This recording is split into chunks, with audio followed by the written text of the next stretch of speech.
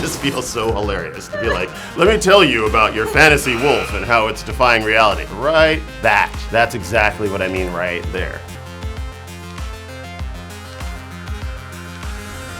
All right. Oh, I love this, man. There is nothing cooler than having a sword that glows. That's why lightsabers are so awesome. Like, you could do the same pattern with a staff, but you do it with a lightsaber and it looks ridiculous. Now all of these through cuts, those are usually what you're gonna get, these big wide sweeping cuts. Much like in boxing, any other type of fighting really, you tend not to throw only haymakers, but they are very cinematic. These are all just big, long haymakers.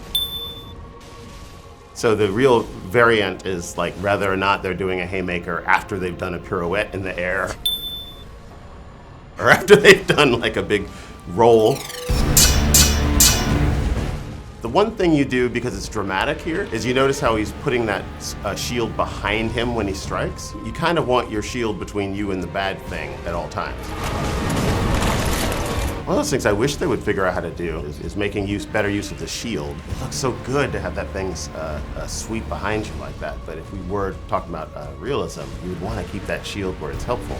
Your opponent's in front of you. These are all just left to right. There's a thrust. So do you see what I mean? Watch when he thrusts this sword right. That's exactly what I mean right there. How much help is his shield being to him right now? Like, the movement looks really cool.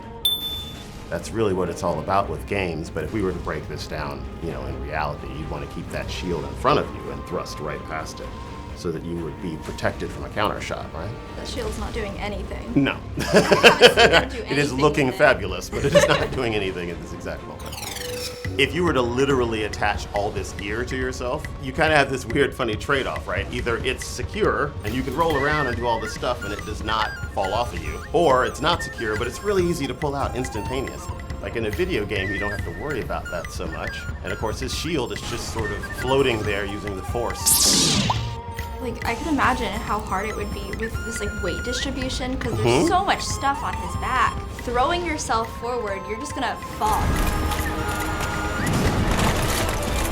I just want to see how he wrangles his sword when he goes into a roll here. The sword kind of disappeared into the ground. That was actually pretty good. Yeah, that air is never going to mess with him again. Yeah, you probably don't want to do that to your sword, ever.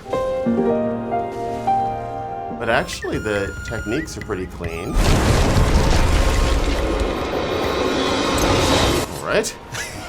Yeah, I don't remember training for that one specifically. Okay, that is creative right there. For a creature that does not have hands, a wolf is doing a pretty good job. That cut to 3 and 4, so clean. It's like maybe attack the back of his legs, not head toward the teeth and sword side. This feels so hilarious to be like, let me tell you about your fantasy wolf and how it's defying reality. Like, it turns its neck to the side. So as we're coming forward, it exposes the most vulnerable part of itself to wind up for this right there. Yeah. And then when he walks, the sword goes through his neck. That wolf should be done. And it's a good example. Okay, so you know what it's like to roll on a mat in actual gym clothes.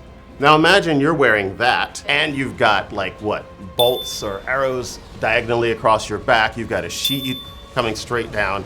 You've got that helmet, which is going to snag on everything. You've got a dress and a cape. But they say in Incredibles, no capes. You really are just standing there swinging at your opponent, trying to deplete them of their hit points before they deplete you of your hit points. Nobody's defending themselves. It's just swing, swing.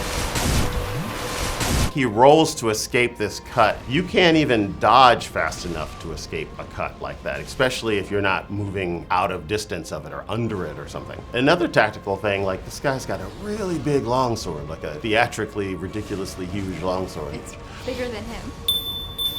How long would you actually survive a fight where you're just swinging at each other? You're probably both dead in reality, right? These are all just really big, powerful kill shots. It's not to say that doesn't exist. They use it in samurai sword, longsword, all kinds of weapons like that, where you have these things that are called master cuts or whatever that style says, where the actual wind up for the cut is actually your defense. No one would have survived any of that. Right? I feel kind of bad for nitpicking.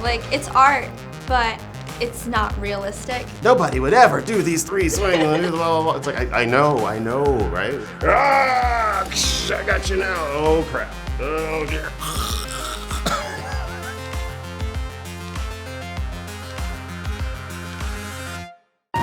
Hey, thank you so much for watching. If you want to be a gameologist, click down here to subscribe. Sounds easy, right? See you next time. Bye!